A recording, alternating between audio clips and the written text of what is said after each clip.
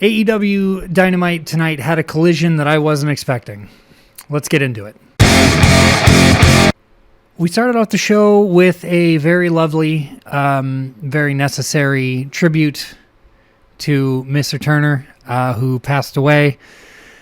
Big ups to the man for giving wrestling such a chance so many times over the years. We really appreciate everything he did for the sport, and there's nothing more I can say about that. He was a pioneer. He went to bat for wrestling multiple times, multiple companies, and we lost a legend today. So rest in peace, Ted Turner. Sting and Shibani came out and did a lovely little package about him, or promo about him, I should say.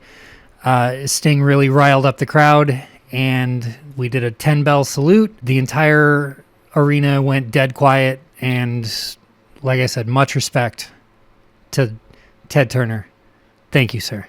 The opening bout of the night was Jon Moxley versus Juice Robinson. It was a Continental title eliminator match. In the end, Mox won the match, so Juice does not get a shot at the title, but it was a great match overall. Two hard-hitting dudes. Juice is obviously a southpaw, and that showed a lot during the match. I don't think Mox was ready for a lot of the shenaniganery, but he did end up coming out on top. So good job, Mox. Congratulations on the win. We rolled from there straight into a backstage promo with the Death Riders and Will Ospreay. I'm not 100% sure where this storyline is going, but I am happy to see that Ospreay seems to be doing fine. They were just doing workouts in some back hallway of the arena. Seems to be very interesting, parasitic relationship between Ospreay and the Death Riders. We're just going to have to keep an eye on it and see what happens. We followed that up with the second match of the night being Orange Cassidy versus Dax. And if Dax won, then him and Cash and Ciampa would get a shot at the trios titles. Lots of back and forth. There was a moment where Dax put his hands in his trunks and did Orange Cassidy's kicks onto Orange himself. At the end of the day, though, Orange Cassidy did get the win. However, the ring was surrounded by everybody. And I mean everybody. It was almost a lumberjack match, only everybody on the outside couldn't touch either one of the wrestlers or they would get disqualified. So that was very interesting. And I mean, we had the dogs were out there, Big Stoke and Cash were out there, Strong, Ciampa, O'Reilly. The list goes on. It was essentially 10 men on the outside, 2 men inside. Nobody could touch anybody though, and it was a pretty good match. Dax really showed off his strength, but Orange Cassidy showed off his wily nature, and we ended up with Orange Cassidy getting a quick roll-up pin win. So no trio shots for FTR and Ciampa. I'm kind of okay with that. I think FTR has enough gold at the moment. Like, just let the two of them have their thing. We do need to put something back on Ciampa, though. That is, without a question, something that needs to happen in the near future.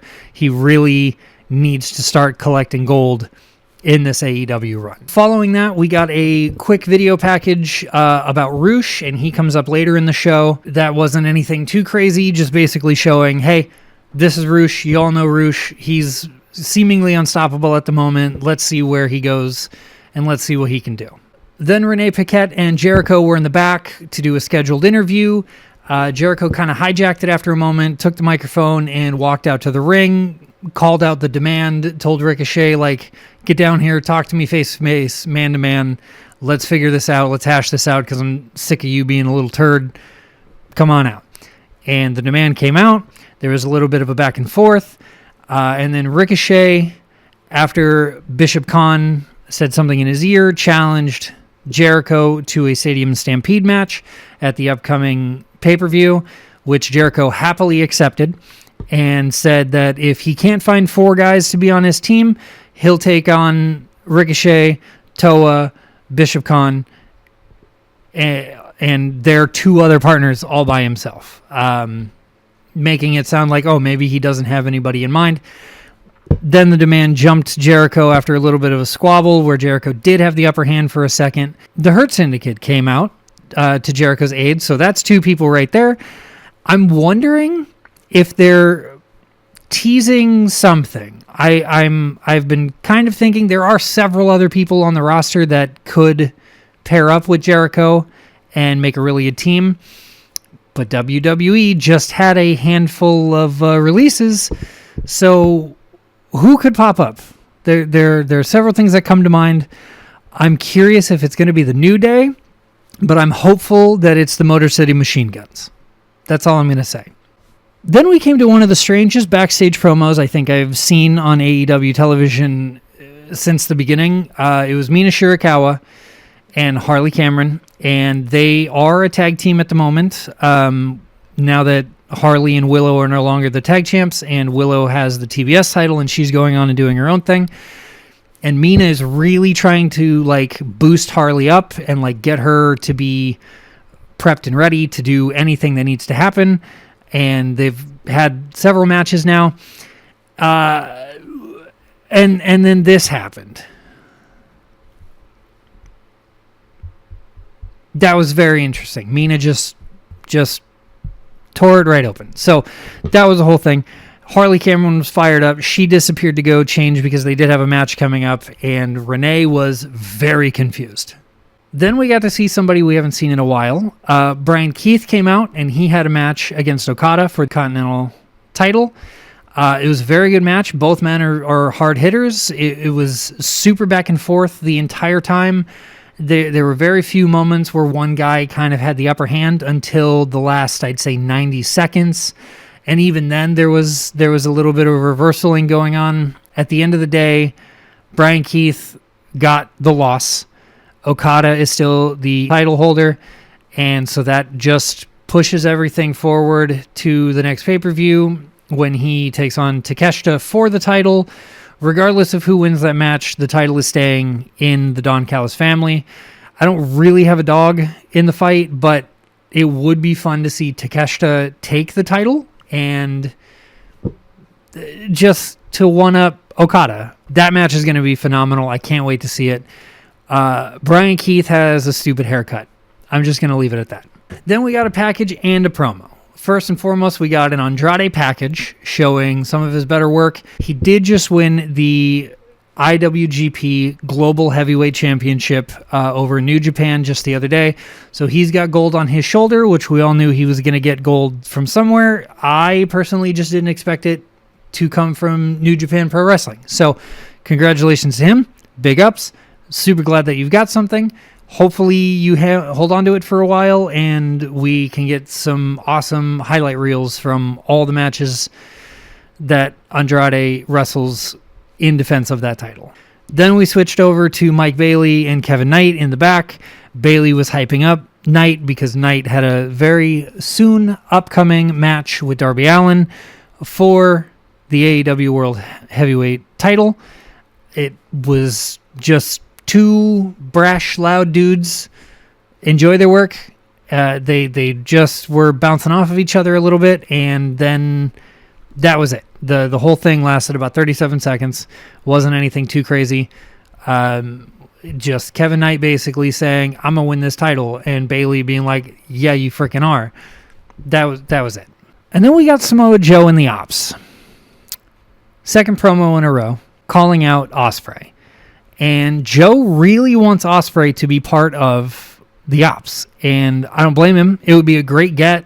So far, it sounds like Ospreay hasn't really said anything because of all the weird training that he's doing with the Death Riders. So Joe was basically like, listen, last opportunity, I'm going to extend my hand one more time. If you don't take it, you're not going to like the consequences. The next match of the night was Stat and Sheeta versus Mina and Harley. I have no bad notes on the match. It was very good showing for all four ladies. Stat is still proving that she is a very dominant wrestler. Sheeta is still showing that she's got some weird backhanded stuff happening at the moment. But Harley held her own. Mina held her own. Everybody worked this match really well. It was a match of the night, but it wasn't a dud either. In the end, Sheeta and Statlander got the win. There was a strange little moment during the match where Stat did a suplex using Shida and ricocheted Shida's feet into Mina's head. Here's a clip. And it was just a very strange little moment. I don't know how else to describe it. But it worked. Like I said, Shida and Stat got the win. Now we take whatever that weird tag team is and we move on to the next adventure. Then we came to a moment that was not strange as far as the pairing because it was Brodito. But just, it was a strange thing overall because last week we had Swerve cut a promo in that like little weird town that Bandito goes to and like beats everybody up. And that was apparently some kind of weird call out from Swerve to Bandito. I don't know if he's coming after the ROH title from Bandito or not, but that seemed a little out of place. And then this week, Brody King was like, hey, you can mess with me all you want. I don't really care, but you mess with my friends and then you like make it personal. And that seemed a little off. Then they did their handshake and and then Brody King went boom, boom, boom. And it was just very funny. I laughed out loud because it was so silly. Here. Boom, boom, boom! That was that. It was just a very silly moment. I didn't expect it. It hit me kind of sideways. We'll just take it there. Then we finally got to the main event of Dynamite, which was Darby Allin versus Kevin Knight for the title. And for two seemingly high-flying boys, I mean, that's what we're used to seeing the both of them do. The first 8 or 10 minutes of the match was all mat work. It was a lot of grappling. It was a lot of reversals. Darby Allin had this cool way of not allowing Kevin Knight to get out of a wrist lock, like behind his back. That was a very interesting thing. And then as the match progressed, it got more and more high-flying until eventually both men were just throwing their bodies everywhere. Here's a clip of Kevin Knight doing a springboard clothesline from the ropes all the way to the commentator's desk.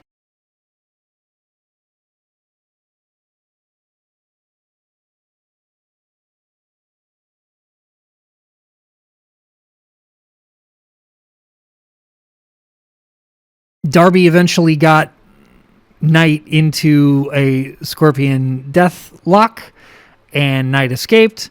There was a little bit more back and forth. Then Darby hit Knight with a coffin drop while Knight was hung up on the top rope, and then hit a second one. And 1, 2, 3, Darby is still your champion. Sting came out to celebrate. Dynamite ended, and we moved immediately into Collision. Big hurrah. As Sting was leaving, MJF's music hit. MJF came out and was like, okay, you owe me a rematch. I want my rematch. Like, let's go. What's the deal here? And Darby was like, no, you don't get a rematch until you put something on the line. So MJF was like, okay, well, I'll give you my scarf. And Darby was like, no. So MJF goes, okay, well, I'll give you my Dynamite Diamond Ring. And Darby was like, no. And so MJF said, you give me my rematch, I will give you $1 million in cash. And Darby was like, no. So MJF said, okay, what do you want then? Like, name your price for my rematch. And Darby Allin, in his infinite shenaniganery and brilliance, said, you want a rematch? I want something that you actually care about. Put your Turkish sewn together hair on the line and I will give you a rematch. We can have the contract signing next week. MJF went speechless, dropped the mic, and left.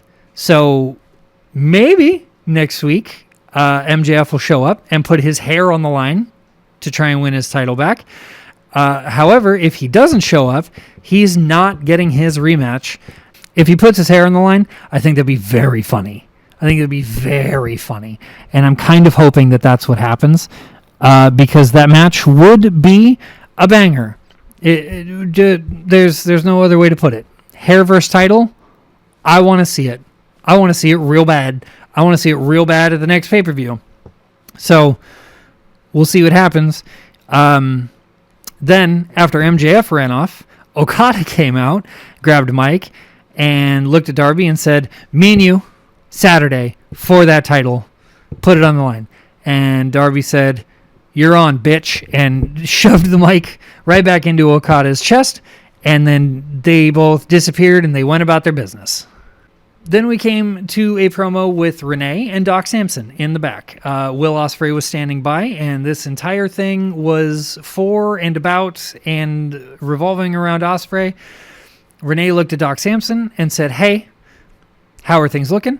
Doc Samson said, well, against my advice, he went over to New Japan and fought in a match, and I was worried he was going to come back and be injured because of all the damage that his neck has been taking lately. However, he seems to be stronger than he was the week before. So I'm clearing him for work. Boom. There we go. Stamp of approval.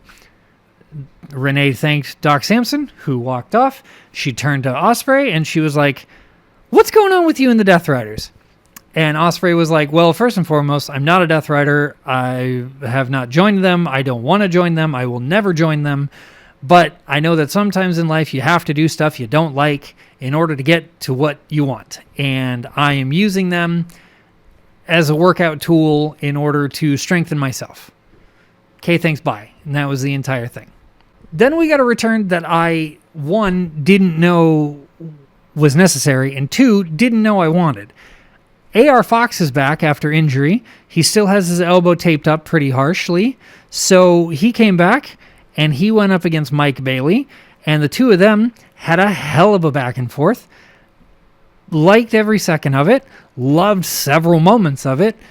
And in the end, Mike Bailey got the victory, and it was just a really good 6-minute match. It didn't last super long. It got to a point where both guys were just kind of throwing themselves at each other, and it was so interesting to watch. These two, who I don't think I've seen them face each other before. Big ups to Bailey for getting the win.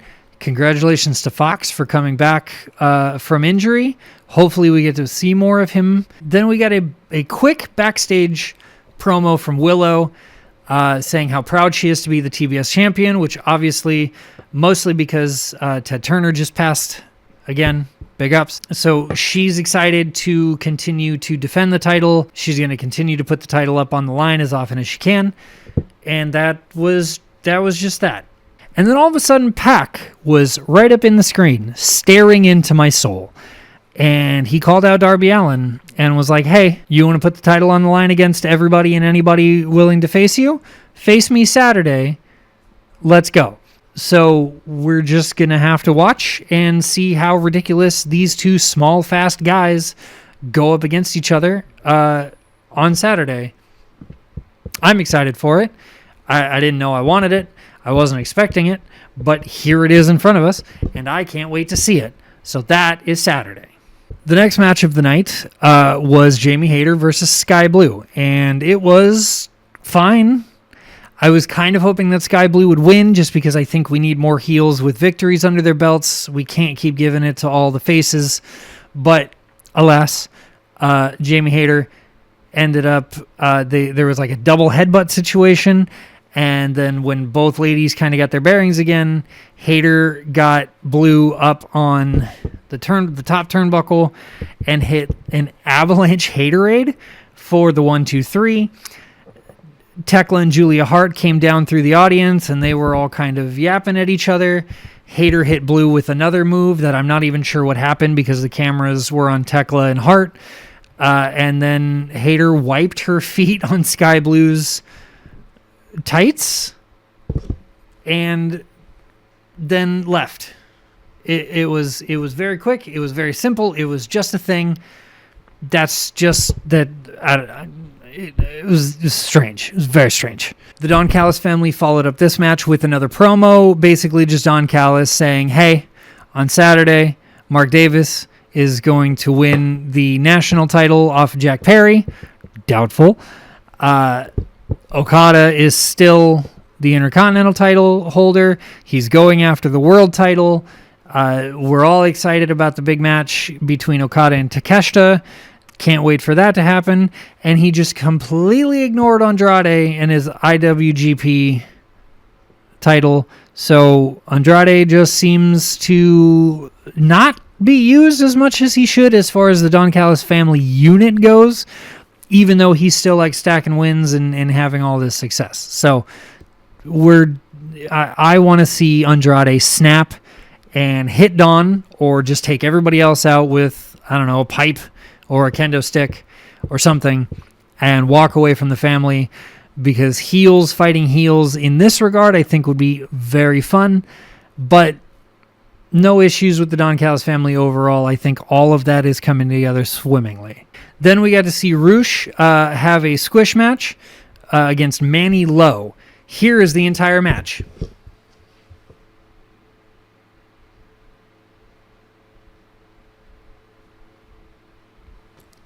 That's the entire match. The whole thing was posted on their Instagram. That was it. I'll just let this run. This was the fastest squash match that Roosh has squished so far. I don't know what we're doing with it, but so far, I'm not mad at it either. Go Roosh. Then we came to the very end of the night. And remember, this was a 3-hour broadcast. It was Dynamite and then Collision, because we're having a 1-hour special episode on Saturday because of the golf tournament or whatever that's about to go on. It's out of my purview, but we're still going to watch it regardless. The entire thing was ridiculous. It was Wheeler Yuta, Danny Garcia, Claudio Castagnoli, David Finlay, and Clark Connors versus the Young Bucks and the returned and improved Bang Bang Gang. So it was Austin and Colton Gunn and Ace Austin teaming up, like I said, with the Young Bucks, and it was just 20 minutes of spot fest. I don't know how much time they were running out of for tonight's broadcast, but oh boy, they wanted to pack everything in. There were 4-on-4 suplexes, there were spears through the ropes, there was high flying, there were super kick parties, there was all sorts of craziness, and it all culminated all the way down to Ace Austin hitting Wheeler Yuta with whatever the heck his finishing move is. It's like a weird twirling neck breaker, spinny maneuver thingy. And Ace Austin got the victory at the very end of the night. Here's a photo of the victors. That's all I've got to say about it. The entire 3 hours was really good. It was very entertaining. I didn't find a lull in any of it in any way, shape, or form. However, that was a lot. I have to be to work in a few hours, and I'm still going to upload this. So I hope you enjoyed tonight's episode. I'm glad to be back. I'm glad that everything in my studio is working now. So keep calm, carry on, don't take any wooden nickels, and I will see you when I see you. Peace.